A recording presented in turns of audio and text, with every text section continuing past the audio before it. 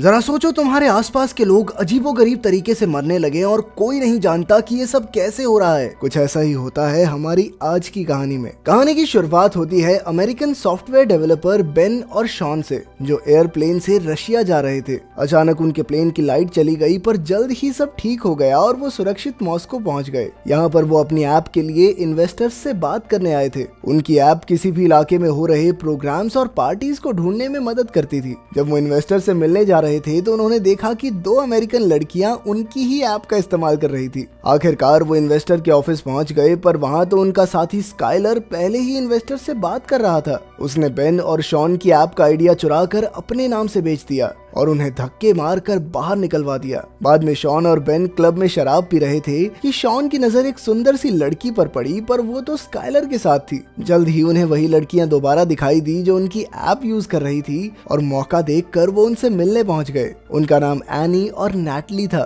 वो चारों मिलकर पार्टी करने लगी कि अचानक क्लब की लाइट चली गई और सबके फोन बंद हो गए। शहर के लोग बाहर सड़कों पर आ गए और उन्होंने आसमान में पीले रंग का धुआं देखा। अचानक वो चमकने लगा और जल्द ही पीली रोशनी की छोटी छोटी बॉल्स जमीन की तरफ बढ़ने लगी। एक बॉल शॉन के ग्रुप के पास आ गई और सभी डरकर पीछे हट गए। ये रोशनी अब बिल्कुल थोड़ी थोड़ी दिखाई दे रही थी। एक पुलिस वाले ने अपने डंडे से उसे छुआ, पर अचानक रोशनी ने उसे खींचकर भस्म कर दिया। चारों ओर हाहाकार मच गया और जल्द ही कई रोशनी वाली बॉल्स ने सैकड़ों लोगों की जान ले ली। शॉन का ग्रुप और कई लोग दौड़कर क्लब में घुस गए, पर उस रोशनी ने सभी खिड़कियां तोड़ डाली। असल में ये रोशनी नहीं बल्कि अजीबोगरीब जीव थे, जिन्हें इंसानों को छोड़कर सब कुछ ग्रे दिखाई देता था। जल्द ही वो रोशनी सबको खींचकर भस्म करने लगी, पर अचानक किसी ने शराब में आग लगाकर बोतल उसकी ओर फेंकी और वो जीव पीछे हट गया।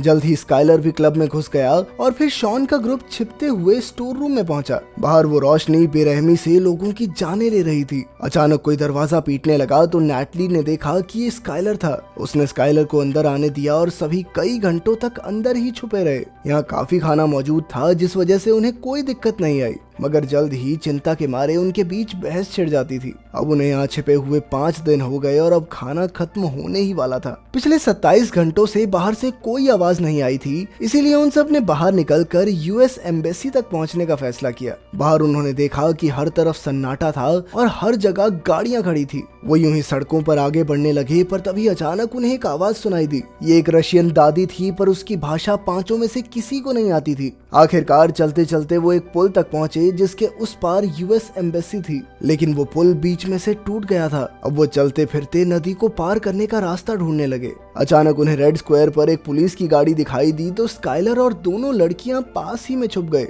लेकिन बेन और शॉन दौड़ते हुए गाड़ी तक पहुंचे। उन्हें ट्रंक में से एक नक्शा और एक बंदूक मिली। तभी उन्होंने देखा कि एक कुत्ता किसी अदृश्य चीज पर भौंक रहा था और फिर अचानक ही वो जलकर भस्म हो गया। इससे सभी लोग बुरी तरह डर गए। स्काइलर और लड़कियां पास के मॉल में जा छुपे और बेन और शॉन गाड़ी के नीचे छुप गए। जल्द ही वो जीव गाड़ी के पास आया और उसकी रोशनी से गाड़ी का सायरन बजने लगा। वो गाड़ी के आसपास घूमा, मगर नीचे छिपे हुए इंसानों को नहीं देख पाया और चुपचाप वहां से चला गया। इसके बाद बेन और शॉन तुरंत दौड़कर मॉल में अपने साथियों के पास पहुंचे। उन्होंने देखा कि एक प्लेन यहाँ बुरी तरह क्रैश हो गया था। स्काइलर ने कहा कि उन्हें यहीं रुककर मदद का इंतजार करना चाहिए, पर बेन और शॉन ने कहा कि उन्हें जिंदा रहना है तो आगे बढ़ते रहना होगा। उन्होंने हिसाब लगाया कि ये जीव बिजली से घिरे हुए हैं, इसीलिए उनके पास आते ही बिजली से चलने वाले डिवाइसेस अपने आप जल उठते हैं। अब उन्होंने हर जगह से लाइट बल्ब से इकट्ठा करके अपने गले में बांध लिए, ताकि जब भी वो जीव पास आ रहा हो तो बल्ब के जलते ही वो चौकन्ने हो जाएं।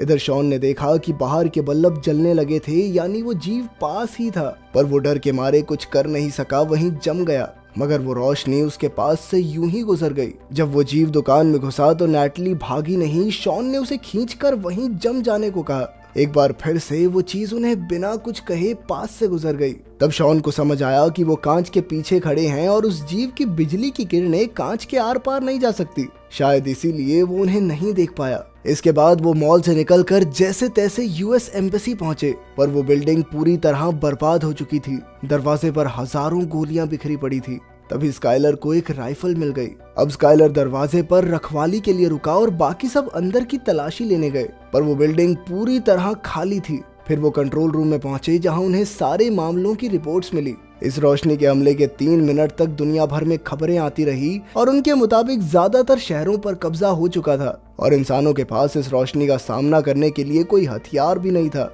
अंडरग्राउंड होने के अलावा और कोई चारा नहीं था। वहीं एक पिंजरे में एक रेडियो था और शॉन ने उसे ऑन भी किया, पर रशियन भाषा किसी को समझ नहीं आई। इसके बाद सबने देखा कि बाहर पीली रोशनी की कई बॉल्स शहर में चारों ओर तबाही मचा रही थी। पर फिर उनकी नजर स्काइलर पर पड़ी, जो यूं ही सड़क पर घूम रहा था। तो शॉन और बेन उसे बचाने के लिए दौड़े। जाने से पहले उन्होंने नक्शा और रेडियो उठा लिया। फिर जैसे ही वो स्काइलर तक पहुंचे तो गाड़ियों की लाइट्स जलने लगी, यानी वो जीव आसपास ही था। स्काइलर ने बेन और शॉन को भागने को कहा और खुद गोलियां चलाकर उस जीव का ध्यान भटकाने लगा। जल्द ही रोशनी ने उसे भस्म कर दिया, पर बेन और शॉन की जान बच गई। बिल्डिंग में जाकर शॉन ने देखा कि थोड़ी दूर एक बिल्डिंग के कमरे में लाइट जल रही थी। किसी तरह छिपते छुपाते वो सब उस बिल्डिंग में पहुंच गए, पर अंदर घुसते ही वीका नाम की एक लड़की ने उन पर बंदूक तान दी। उन्होंने उसे समझाया कि वो रोशनी के हमले से बचकर यहाँ तक पहुंचे हैं, जिसके बाद वीका उन्हें अंदर ले आई। उन्होंने देखा कि वो कमरा चारों ओर से मेटल से ढका हुआ था। वहाँ का मालिक सर्गे था, जिसने बताया कि उसने ये कमरा इस तरह से डिजाइन किया था कि यहाँ पर बिजली टिक नहीं पाएगी। इस तरह वो इन खतरनाक जीवों से बचे रह सकते हैं। वीका को रशियन समझ आती थी, इसीलिए शॉन ने उसे एक रेडियो मैसेज सुनाया। वीका ने उन्हें समझाया कि मॉस्को नदी के अंदर एक सबमरीन है और जितने भी लोग कल सुबह तक वहां पहुंच जाएंगे उन्हें बचाकर एक सुरक्षित जगह पर पहुंचा दिया जाएगा। फिर सर्गे ने बताया कि सबमरीन को भी इसी कमरे की तरह तैयार किया गया है, जिससे वो रोशनी दूर रहे। अब उन सब ने मिलकर सबमरीन तक पहुंचने का फैसला किया। सबसे पहले वीका, नैटली, एनी बिल्डिंग में से जरूरत का सामान ढूंढने निकले। उधर सर्गे ने बेन और शॉन को अपनी बनाई माइक्रोवेव बंदूक दिखाई, जो उन जीवों के चारों ओर से बिजली की परत हटाने की ताकत रखती थी। जल्द ही उस जीव की नजर लड़कियों पर पड़ गई और वो बिल्डिंग में घुस आया। तीनों लड़कियां तुरंत कमरे की ओर भागी और ऐन वक्त पर अंदर घुस भी गई, पर जल्दबाजी में दरवाजा ढंग से बंद नहीं हुआ। अचानक वो जीव अंदर घुस गया और लड़कियां एक कांच के टेबल के पीछे छुप गई। तभी सर्गे ने अपनी माइक्रोवेव बंदूक से हमला करके उस रोशनी को फ्रीज कर दिया और बिजली के पीछे छिपा हुआ उसका चेहरा सबको दिखाई देने लगा। अब सबको समझ आ गया था कि ये अजीबोगरीब सी रोशनी असल में खूंखार एलियंस थे, जो धरती पर इंसानों का नामो निशान मिटाने आए थे। बदकिस्मती से इसका असर कुछ ही पलों के लिए रहा और एलियन ने एक बार फिर से गायब होकर सर्गे को भस्म कर दिया। वहीं शॉन और बेन एक खुफिया रास्ते से भाग निकले। नैटली ने धमाके के लिए डीजल का टैंक तोड़ डाला और बेन और शॉन के पास पहुंची, पर एनी डर के मारे भाग नहीं पाई और उस एलियन ने उसे जलाकर भस्म कर दिया। उधर वीका सीढ़ियों से नीचे आ गई और अपने बाकी साथियों के साथ भाग निकली।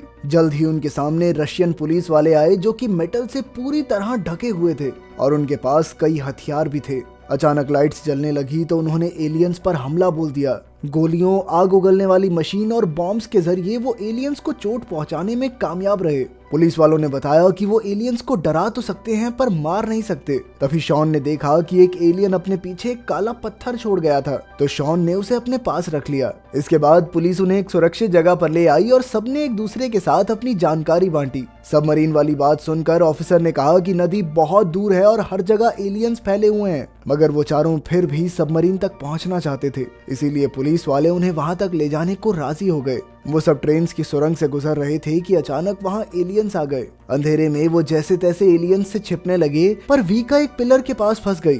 तब बेन ने उसे धक्का देकर पटरी पर फेंक दिया, पर इस चक्कर में एलियन ने उसे पकड़कर भस्म कर दिया। इससे शॉन को काफी गहरा सदमा लगा, पर वो जैसे तैसे सुरंग से बाहर आ ही गए। आखिरकार वो नदी तक पहुंचे, जहां एक कश्ती में बैठकर वो सबमरीन को ढूंढने लगे। अब उन सब ने अपने मरे हुए साथियों का शोक मनाया। अचानक एक पत्थर की वजह से उनकी कश्ती वहीं रुक गई और सबने बाहर आकर देखा कि तेज रोशनी का बवंडर धरती से मेटल्स और कई कीमती चीजें खींच रहा था।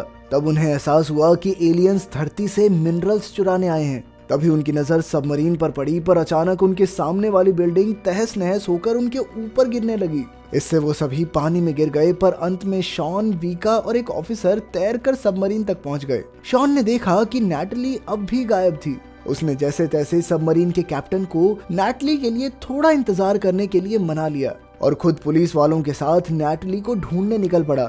चलते चलते उन्होंने अपने फोन्स पटरियों के पास फेंक दिए ताकि एलियंस के आने पर उन्हें पता चल जाए। कुछ ही पलों में फोन बजने लगे, पर ऐन वक्त पर शॉन नीचे गिर पड़ा, मगर उसने माइक्रोवेव बंदूक से एलियन को हवा में ही फ्रीज कर दिया। तभी पुलिस वालों ने उस पर सीधा धमाका करके उसे मार डाला। आखिरकार ये साबित हो गया कि एलियंस बिजली को अपनी ढाल बनाकर रखते थे और उस माइक्रोवेव बंदूक से बिजली खत्म करके एलियंस का खात्मा करना मुमकिन था।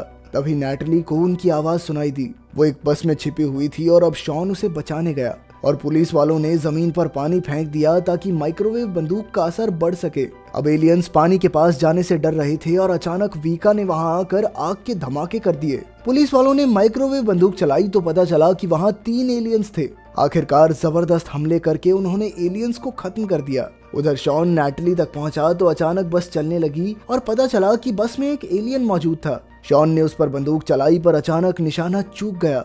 एलियन नैटली की टांग खींचने लगा तो शॉन ने माइक्रोवेव बंदूक से उसकी बिजली की ताकत कम कर दी। अब एलियन वहीं फ्रीज हो गया। तभी शॉन ने काला पत्थर निकालकर सीधा एलियन पर दे मारा। जबरदस्त धमाके में एलियन मारा गया और बस भी रुक गई। आखिरकार सब वापस सबमरीन पर पहुंचे, पर पुलिस वालों ने वहीं रुककर अपने देशवासियों की रक्षा करने का फैसला किया। जल्द ही सबमरीन निकल पड़ी और नैटली ने अपनी मां का मैसेज देखा।